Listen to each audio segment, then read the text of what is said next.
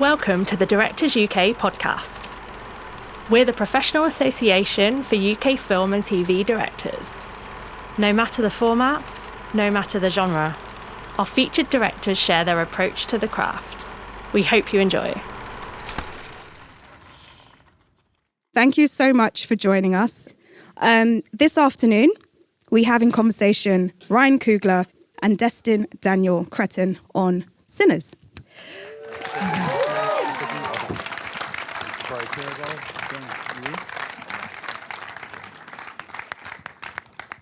Hello, directors. So you're all directors. Is that true? What'd you think of the movie?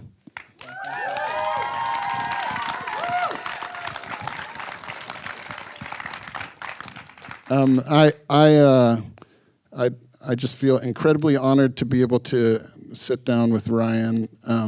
People have asked me many times who my favorite directors are living right now, and Ryan is always at the top of my list. There is something incredibly moving about all of the movies that he's made. Somehow, regardless of genre or magnitude in terms of blockbuster or indie, he always injects so much of himself and his own humanity into his characters that I just feel like every one is so personal, and Sinners really felt like that 100 times over. So bravo on this amazing movie. And thank you, Rome. Thank you. And thanks for doing this, man. I know Destin's a little bit busy, man. He's directing a small film right now during the week. Spider-Man. Is it Brand New Day? Yeah. Brand New Day. So I was tempted to ask you all the Spider-Man questions on the way in here, but I feel the same way about your work. We met in 2013 when you had Short Term 12 and I had Fruitvale Station that year. I fell in love with this dude, man. Such a great filmmaker. So I'm thankful for you doing this, bro. I know you're busy, man. This is a wonderful excuse to not be prepping for our shoot on Monday. I would love to talk about. I know you have spoken about this before, but what was the initial moment of this idea where it went from maybe floating ideas percolating in your head to something that could feel like a movie? Yeah, it was such a great description of it too, Destin, because it was a lot of floating ideas for years. But I got into this habit of listening to blues music whenever I was missing my uncle. I had an Uncle James who introduced me to the art form when I was a kid. He was born and raised in Mississippi, moved to Oakland in his 20s, and married my aunt. So for a long time, he was the oldest male member of our family, and he would always have a blues record on, and I would associate that music with him. And after he passed away, I would listen to it to remind myself of him. I ended up falling in love with the genre. And one day I want to say probably 2023. I was at home listening to a record by Holland Wolf called Wang Dang Doodle. It's a crazy title, but the songs, the idea of the song is that he's getting together a bunch of friends. They're gonna throw a big party, and that was when the movie kind of hit me right then and there. And I pitched it to my wife, Zinzi Coogler, one of the producers on the movie, and I got to that point when I was waking up every day thinking about it, and that was when I started writing it. What did Zinzi say the first time you pitched it?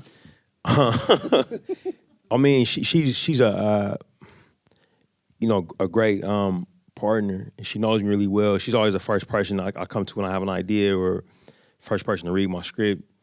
And she was like, she wasn't like, oh yeah, this is great, like out of the gate. She was like, I don't know, and I had to refine it quite a bit before she was like, yeah, maybe start writing that.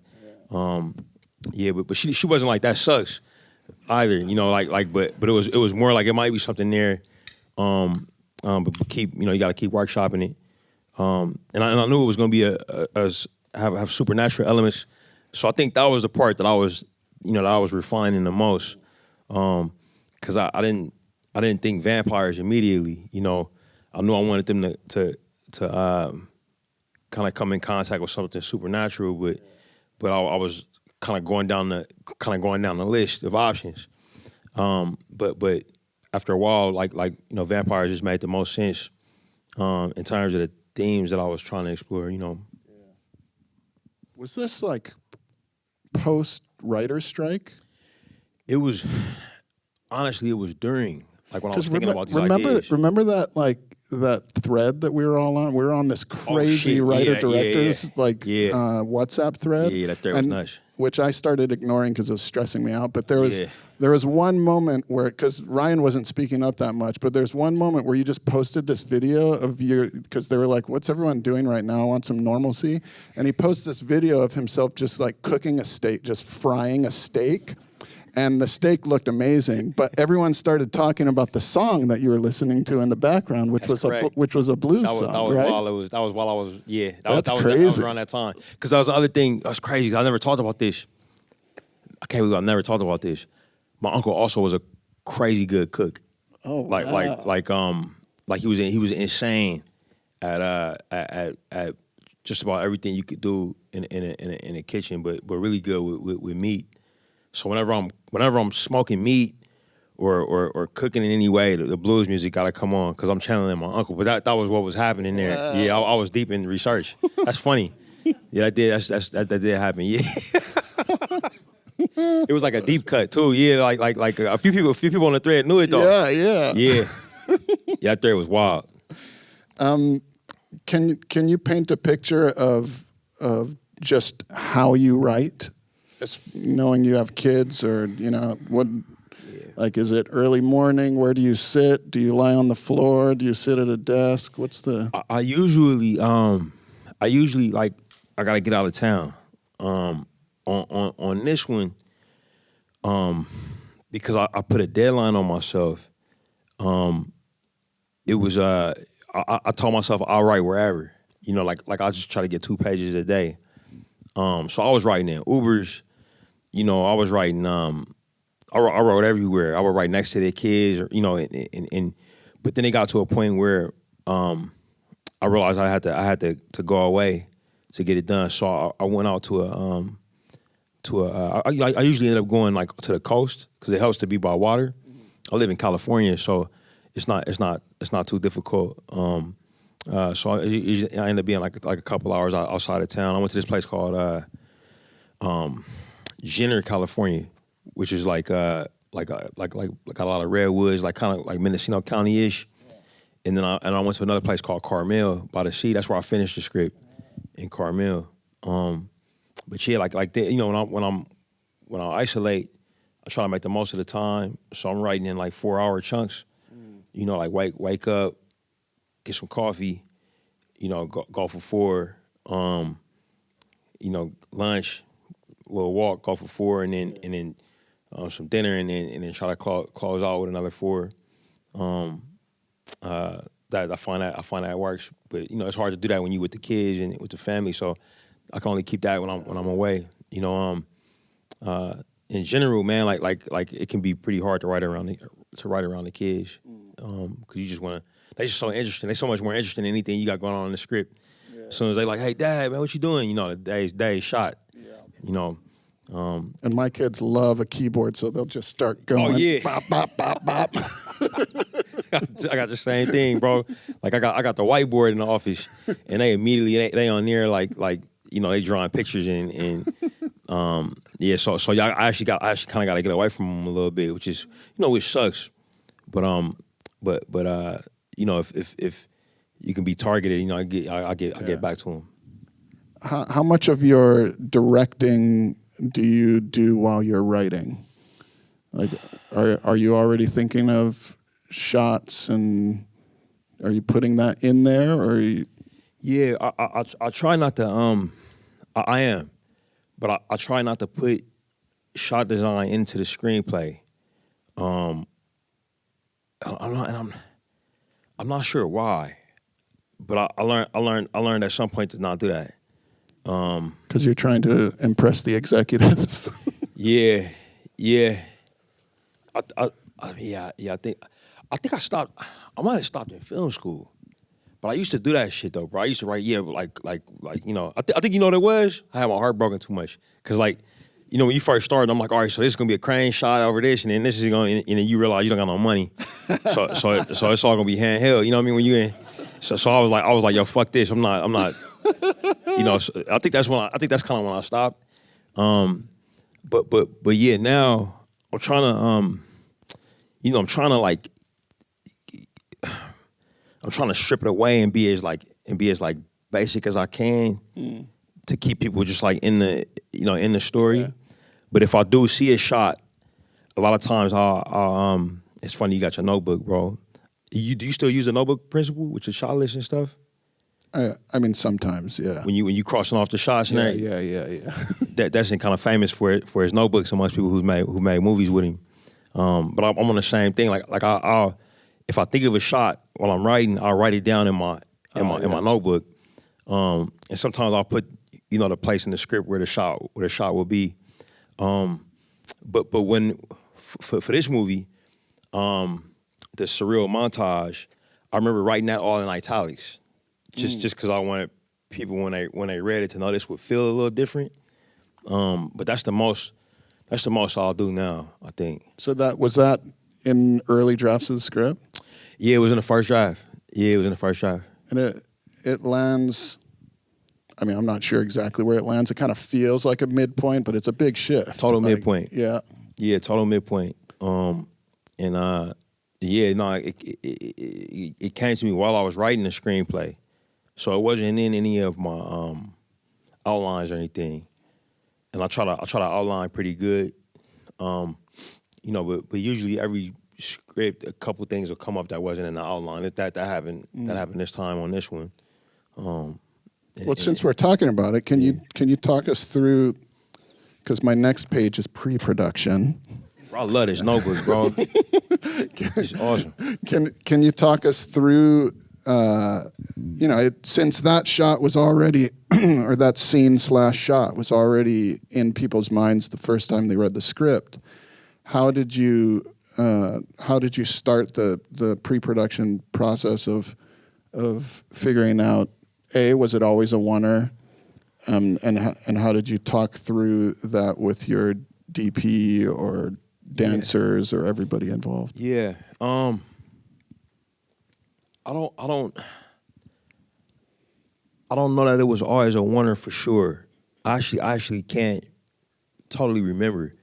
And a fefew people pitched it as they'll tell you, hey, I pitched that as a oneer, you remember? You know what I mean? So I'm like, oh shit, maybe they did. Cause movies, that's the funny thing about directing. Movies eat a lot of ideas, you know what I'm saying? And I think if you got a truly, egalitarian set, the idea could come from anywhere. Yeah.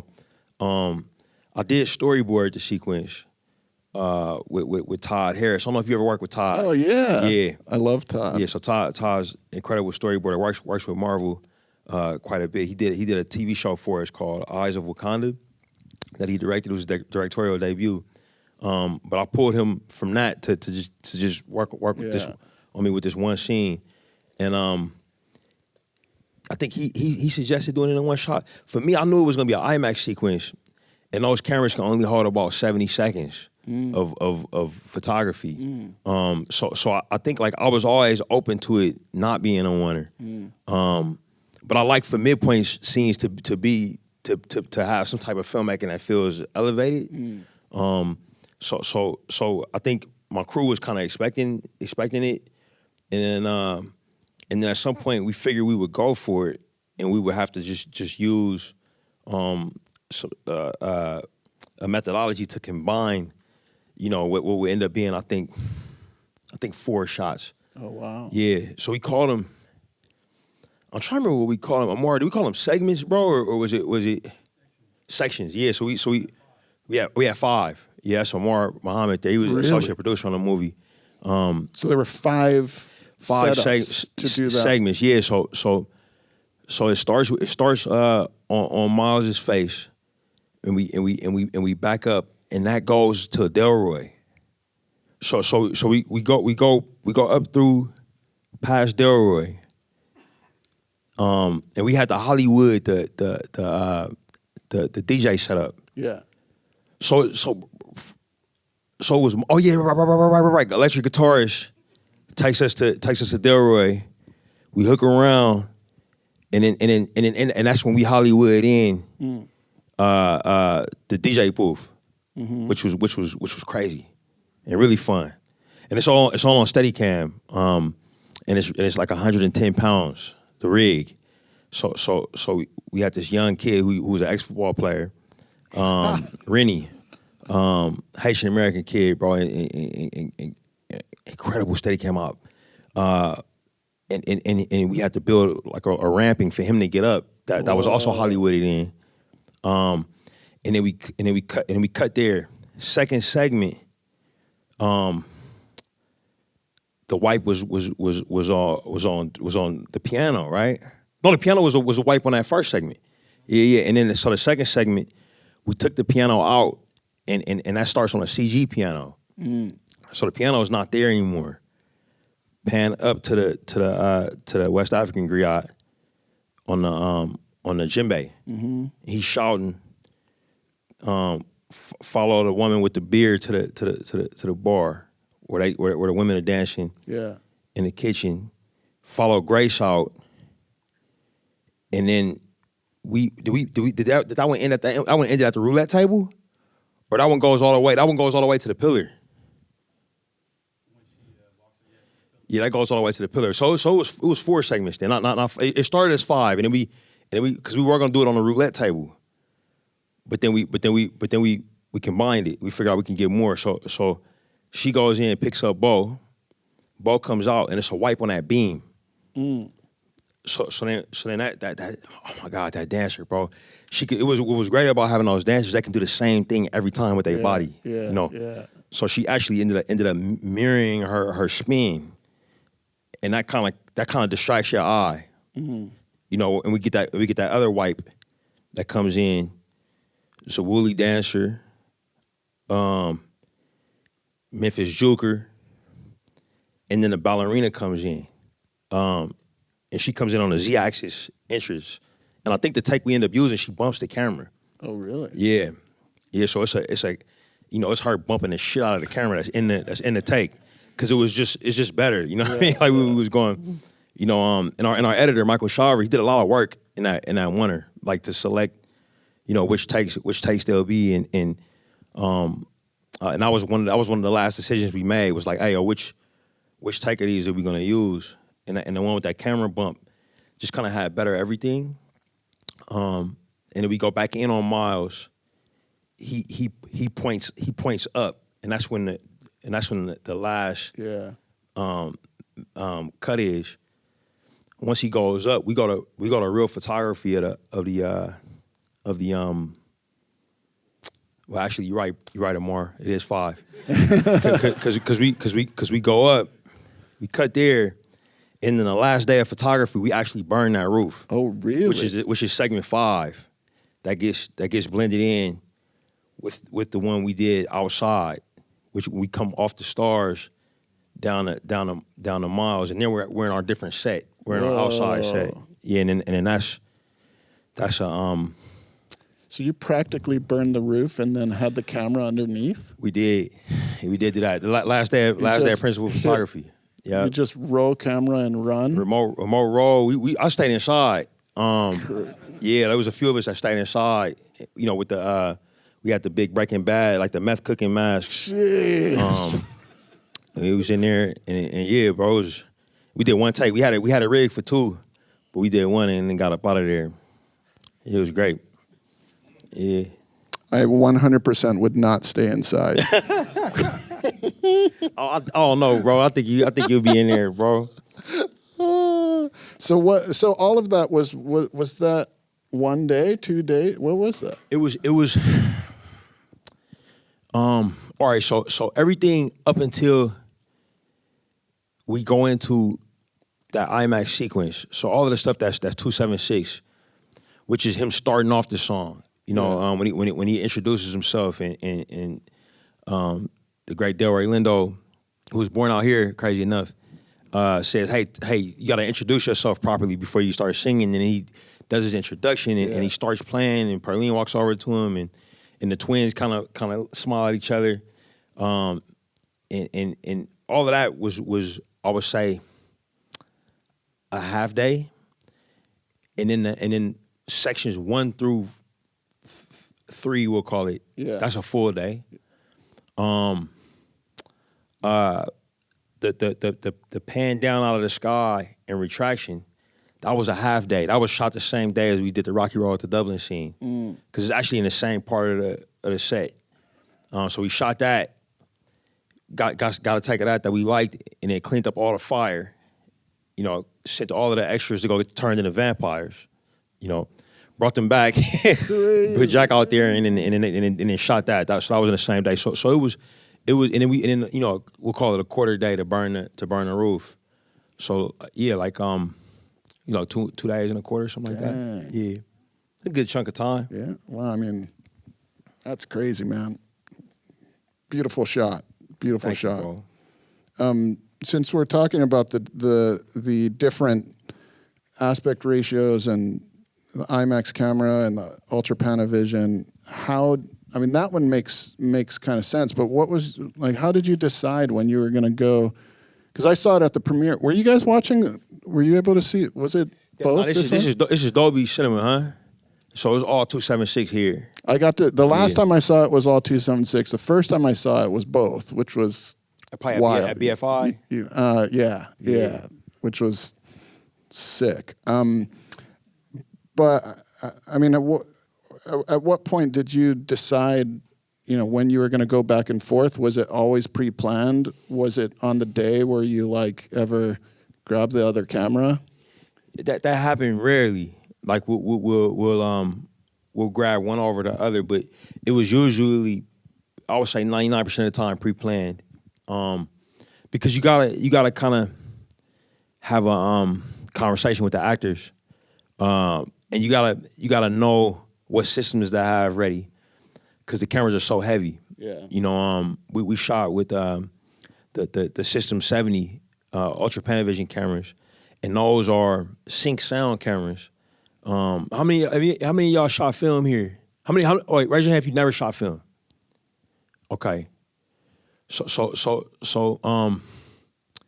you know, your digital cameras, they almost always universally are sync sound, you know, because it's a silent process, but the physical movement of the film through the magazine is noisy, you know. And the bigger the film stock size, the more noise it's gonna make, because it's more movement happening, right? And the IMAX 15 per film camera is decidedly not a sync sound camera. It's crazy loud.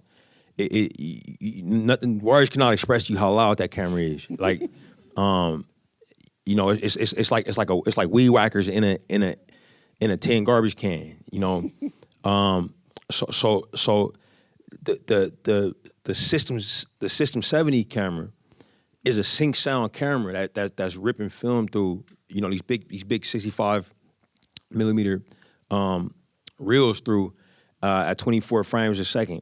So not as fast and as much movement as the IMAX camera, but a good amount of movement. And what makes them so heavy is the fact that they're sync sound. They have all of this metal and all of this padding in there to make that process silent.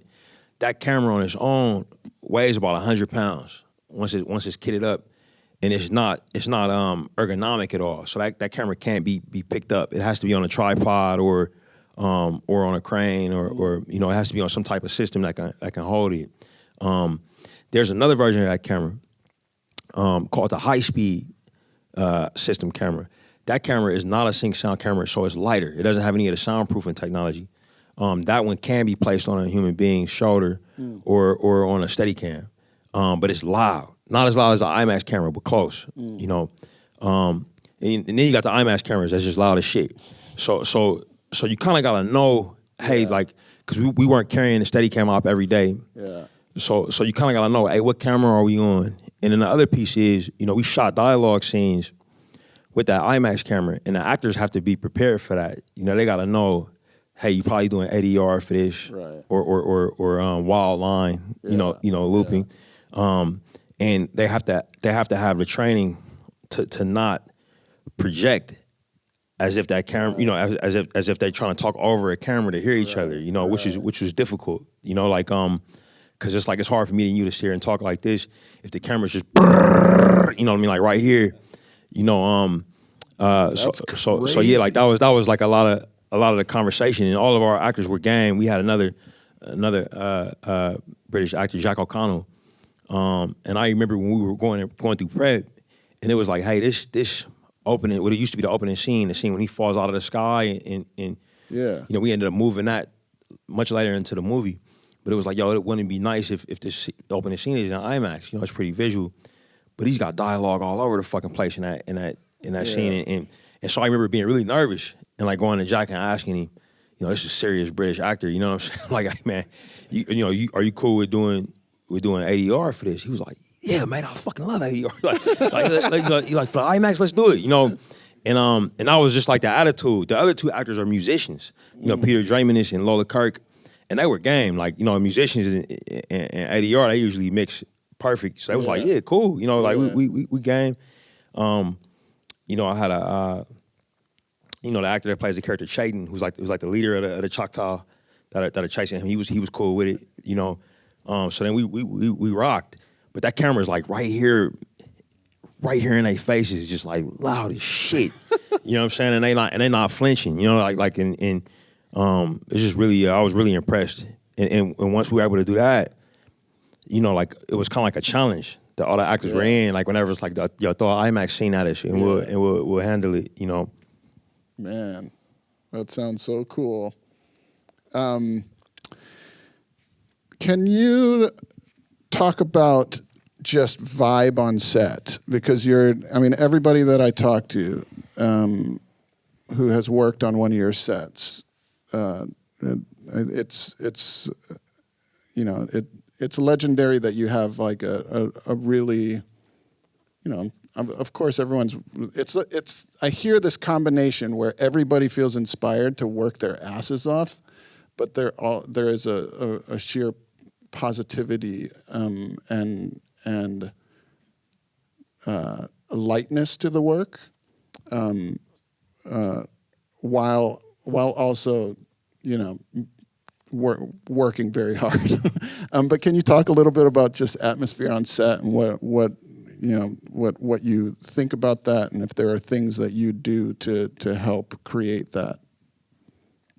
Yeah, I came up playing sports, and that was like my life from the time I was 8 till I was 21, playing American football. And I played for a lot of coaches. I played for coaches when I was a kid. I played for coaches when I was, from the time I was 17, I was out the house. 17 through 21, I was a man, being coached up by other, and I always remember the experience of having good coaches versus having bad coaches, and not just in terms of like coaches where we won games or we lost games. And in college, I lost a lot of games, bro. Yeah. But just a good coach in terms of somebody who you want to do well for, who you feel seen by. You work every day and you feel like your humanity is intact. I've been on both ends of the spectrum, so I always like decided like, yo, whatever I do in life, when I walked away from football, it was like I want to be, somebody who is a good coach. So and yeah, I find myself with directing this. It's very similar. It's got its differences, but it is very similar in that you have higher expectations placed on you, but very similar to coaching. You can't go out there and get on the field yourself and score the touchdown, make the catch. Your performance is always going to be defined by what other people would do for you. You know, if that makes sense. And in that philosophy, I try to stay committed to. I try to know everybody's name. You know what I'm saying? I try to make sure everybody is safe. You know, both to do the work, but also like to just like mind their business and be free. You know what I mean? Because that's I think that's like a requirement for doing solid work. I try to set a good example. In terms of just being present, you know, and then from there, you know, I try to hire people that are smarter than me, which is like, you know, which is can be challenging. You know what I'm saying? Like when you meet somebody who is like, oh, this person knows more than me about this thing. A lot of times it's this false notion that the director has to know the most about everything, you know.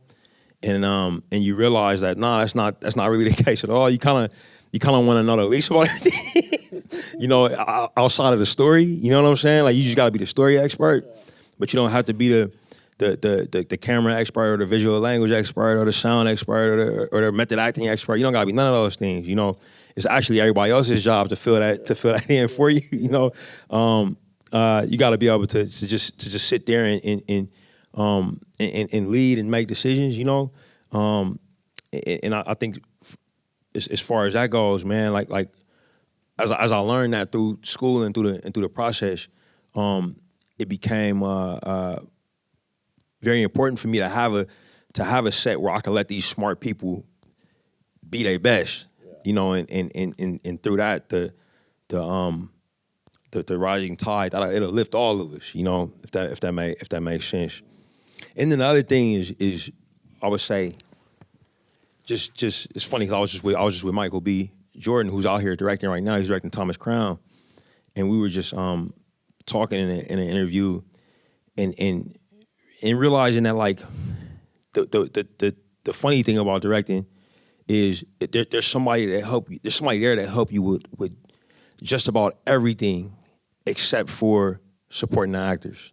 You know, that's the one thing where you kind of on your own, you know, and I find that part of the job just absolutely beautiful. You know, if I got a problem with, you know, with the lights, there's somebody I can talk to about that. If I got a question about VFX, there's somebody I can talk to about that. Sound, anything else, but the actors, you know, it's on us, and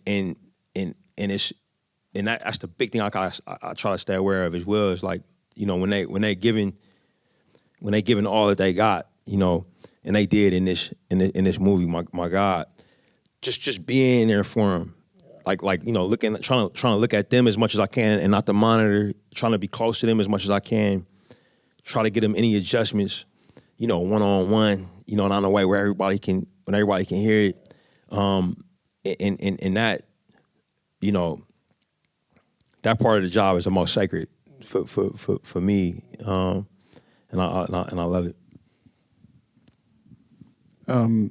It really shows in your performances, and I was going to ask how you work with actors, but it sounds but one of the things that I have been, one of the scenes that I really loved, it was a small scene, but it really helped define a character and kind of spoke to the way that you just inject heart into unlikely characters. It's the scene where I think it was Smoke, teaches the girl how to negotiate, which I just loved that little scene. But it just, you know, shooting a movie is a constant negotiation with time and money. And is there a scene, or if something that comes to mind, where the circumstances of the day shifted things surprisingly for the better, and what we ended up with on screen might be, you know, potentially shifted because of something that was happening either with time or restraints or weather or? So many things. I don't think that's every movie. I think it's it's a room for directors, right? It's kind of our job to also be open to change. I try to keep my antenna up real high for those types of opportunities. I'll give you one example. Speaking of Jack O'Connell, I always, and I'm a writer director, right? So I'm seeing this stuff before it happens, and I learned when I was in film school, like to not be rigid, you know. I'll tell y'all a quick story. When I was in film school making an early movie, it's called Locks, but the movie was about this guy who had a head full of really long hair who cuts all his hair off. It's a beautiful short. Oh, thank you, good. man. Like it's 5 minutes. He walks to the barbershop, gets his hair cut, comes home. And he's just observing things, and we had to shoot with a non-sync sound camera, so the movie's silent. There's no dialogue in it. And he goes home back to his house, and you realize he has a younger sibling who's going through chemotherapy, a little girl who's lost her hair. And I always wrote the script. So he goes in, he sits down next to her on the bed, and he takes his hood off his head, reveals his bald head, and then she smiles. Right, that was how I wrote it. And on the day, this actor, we do the walkthrough, and he says, "Yo, it's not working for me." And I'm thinking it's working just fine, like he's doing exactly what I wrote. You know what I'm saying? So I'm like, I don't know what to tell you, bro. Like, let's shoot though, because we run out of time. And then he says, "Oh, I know what it is." He's like, "Yo, roll the camera," and I got it. I'm like, I'm all right, cool. We roll the camera, and this fucking guy walks over to a stuffed animal, picks it up, and throws it off the girl's face, like just bounces it off her face on camera, and she brightens, she brightens up this smile, man, like $1 billion smile, like not the smile she's been given in the performance each time, but he genuinely surprises her, you know what I mean? And she cheeses before he reveals his head, and while she's smiling, before the smile goes away, he reveals his head, and then she kind of gets emotional, gives a different color, and leans in. Cause I'm a novice and a jackass, I go, cut, do it again like it was written before, you know. And the actor's like, all right, whatever. So he comes in and does the still version again, and I'm like, cool, man. I don't know what that was, messing up my script, and and I get in the editorial, and I'm like, yo, this shit is great, you know what I'm saying? Like, and since then, whenever an actor has an idea, on set, like I've learned to always, like, unless it's like gonna catastrophically ruin the budget or the setups, to always kind of honor it. And I wrote the scene where Jack O'Connell's revealed as a vampire, where he's standing, in the room, and he's smiling, and he delivers all his lines standing in the corner. I thought that would be like really creepy and strange, like a reverse Blair Witch kind of situation. You know what I'm saying? Yeah. And great production designer Hannah Bickler. The whole idea that got cut from the movie was that this couple was trying to have a baby. This couple, and it's a nursery in the room. It's empty. It's no baby in there, but it's a rocking chair in there. Jack walks in and says, "Ooh." Runs over to a rocking chair and sits in it and starts rocking in it, like covered in blood. And I'm like, yo, what do you want to do? He was like, yo, I said, do you want to give the scene from there? And he's like, yeah, I'm thinking about it, man. Like, I like it quite a bit. And I'm like, all right, dope. You know what I'm saying? It's so much creepier. Him sitting in the chair, like he like making himself at home. You know what I mean? Yeah. Than it would have ever been. If it had been as I wrote it. Yeah. And then it was the gift that keeps on giving, because we put the rocking chair in the sound design. Like when she's walking down the hallway, like you can hear like a little bit of movement in there, and not, you don't hear her husband speaking back to her. So I think like works itself into your subconscious, in a way that's so interesting. But I never would have thought of that, and it made him so excited. Like just his reaction as an actor, lets me know, okay, man, we maybe got something. And And so I try to be like that with everybody. Like like my DP, Autumn Archipel, say, hey, I'm thinking, another example. First scene we see the twins. I wrote it as a stagnant shot. They're just standing there, two people, I thought that'd be really cool, And she says, hey, I got your shot one day when we scouting. And she says, yo, stand right here. And takes our AD, Marvin Williams, hey, you stand right here. Now watch this. And she records it, and she does the move, and in the move, it looks like one person grows out of the other one, just in cinematic language. And I was like, this is perfect, because in this move, I'm telling the audience which brother is older. Like this one came before this one, even though they're identical. This is the older brother here, which is their whole entire dynamic, without any words. It's just full cinematic language, full camera movement. Not my idea. You know what I'm saying? It was the idea of somebody who's far better with a camera than I am. But the story got into our system, and she's able to give give the fruit of this brilliant this brilliant shot. Another example is Mike B, who I think gives it's an incredible duo performance in the movie. That does so many things that he makes it look easy, even though it's not. We were doing a scene with him and the character Hogwood, where he's asking him for a cigarette, and I wrote that the character, these are two hardened men that's not changing, even though they both are bleeding out, soon to be dead,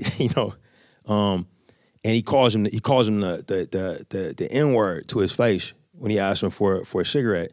And how I written it was I wrote smoke just stares at him, like the word doesn't really affect him. He just like kind of waits it out for him to and then Mike, and some of the most brilliant acting I've ever seen him do, he fucking reloads his gun. You know what I mean? Like he tosses one clip to the side, loads up the other one, as a response to that. And I was like, yo, that's exactly what the character, what the character would do. Yeah. He still is not giving him anything in his face emotionally. Yeah. But it's such a threatening gesture. You know what I'm saying? So yeah, like for me, I always got the antenna up on the day for a better idea that could beat what I started with. The weather kicked our ass though, bro. So we was constantly improvising there as well. Thanks, man. Those are great stories. I feel like those surprises on set are, I don't know. I feel like that when those are the things that I feel like make your movies feel so human. They're just these things that they just feel instinctual, and when you're sitting in the theater watching it, they hit you in an instinctual way, not like oh, that's an amazing line. It's just like this thing that an actor does because they felt it happens, and then you feel it in the theater. That to me is the answer to AI. It's like humanity captured through through from your lips to God's ears, brother. I just have one more very important question.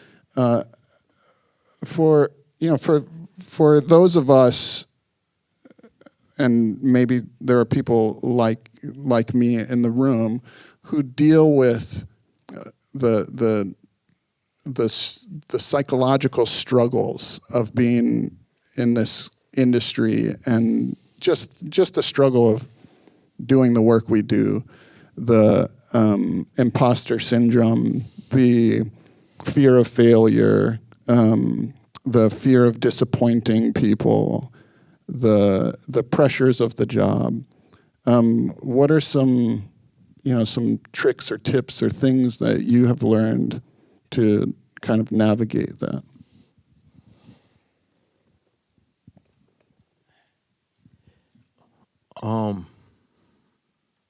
That is the is the question, isn't it, bro?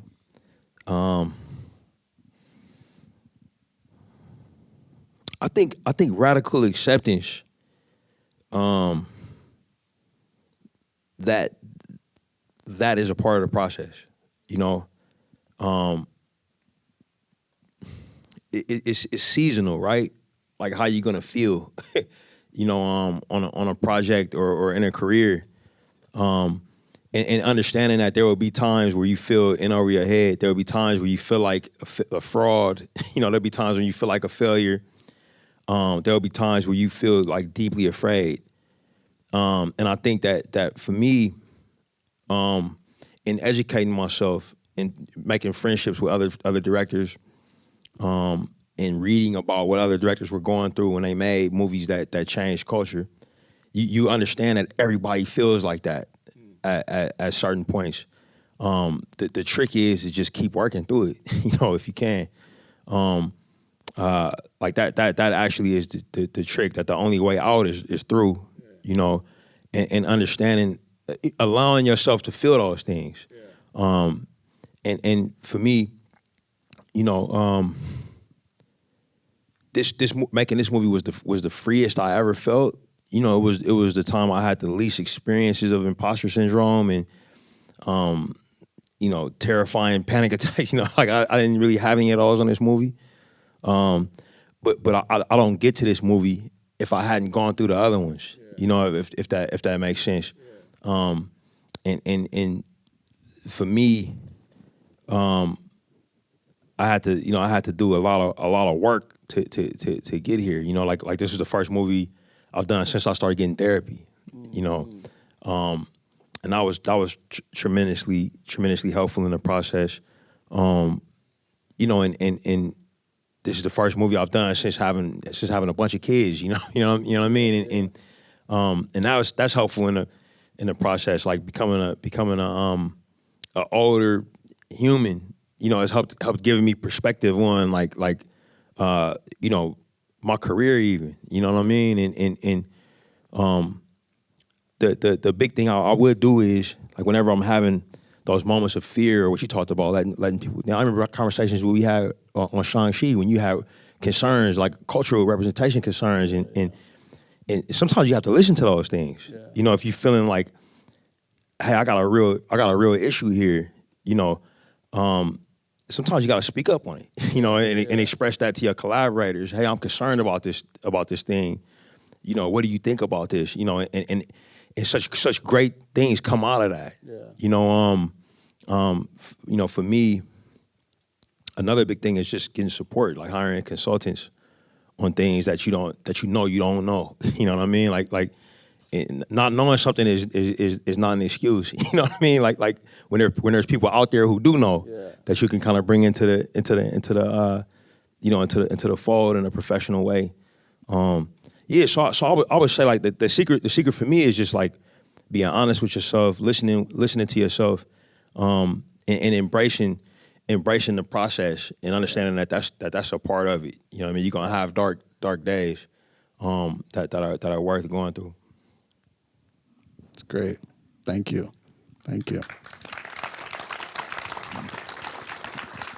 I'm just gonna to wrap this up real quick. When I look at your incredible body of work, from shorts, I just rewatched a bunch of this stuff. So your shorts, Locks and Fig, to features, Fruitvale Station, Creed, Black Panther 1 and 2, and now Sinners. One of the many reasons I connect deeply to your films is that at their center are characters who are imperfect and flawed, who are often caught in systems or circumstances that try to keep them from becoming who they desperately want to be. The characters are also driven for greatness. They have a deep capacity for love. They yearn for connection and community. And they are all trying in their own way to be a better brother, mother, son, leader, lover, and father. And when I see them struggle through the shit and blood and come out the other side, I feel like I can too. So, Oh my God, bro. thank you, Ryan. Thank you, bro.